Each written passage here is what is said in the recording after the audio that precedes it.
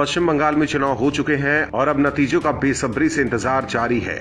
2 मई को नतीजे आने हैं। ऐसे समय में बीजेपी और टीएमसी के बीच सरकार बनाने की होड़ और तेज हो गई है। लेकिन नतीजों से पहले ममता बनर्जी की बेचैनी बढ़ गई है और दीदी लगातार बैठक पर बैठक कर रही हैं, क्योंकि एग्जिट पोल देखकर टीएमसी की नींद उड़ गई है। ममता दीदी अपने खेमे को बीजेपी से सावधान रहने के लिए भरपूर निर्देश दे रही हैं, तो वहीं बीजेपी ने टीएमसी को मात देने के लिए प्लान बी तैयार कर लिया है। टीएमसी इस बात की आशंका जता रही है कि अगर बीजेपी बहुमत के आंकड़े से कुछ सीटें दूर रह जाती है तो ऐसे में बीजेपी तोड़फोड़ कर सकती है। दरअसल ममता बनर्जी की परेशानी इसलिए बढ़ गई है क्योंकि एग्जिट पोल में बीजेपी को ज्यादातर सीटें मिलने की संभावना जताई जा रही है। इसीलिए ममता बनर्जी ने इस समय में अपने उम्मीदवारों से सावधानी बरतने को कहा है।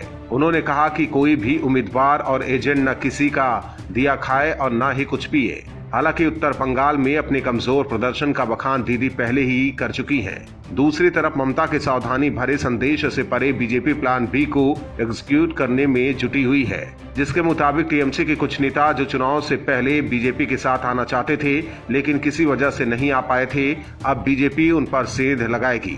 बीजेपी ने जिस तरह बीते 5 साल में टीएमसी में सेध लगाकर बार बार ममता बनर्जी को कई झटके दिए हैं, वो झटके नतीजे आने के बाद भी जारी रह सकते हैं। लेकिन ये इस बात पर निर्भर करेगा कि किसके खेमे में कितनी सीटें आती हैं। ममता बनर्जी को बीजेपी के इस प्लान बी से खासा नुकसान इसलिए हो सकता है क्योंकि जिन उम्मीदवारों पर बीजेपी सेध लगाने की फिराक में है उन्हें दीदी ने प्रत्याशियों के तौर पर चुना हुआ है। ये डर जायज इसलिए है क्योंकि मध्य प्रदेश में भी सत्तारूढ़ कांग्रेस के विधायकों ने ऐन वक्त पर पाला बदलकर कांग्रेस को ऐसा झटका दिया कि राज्य में सरकार ही बदल गई थी।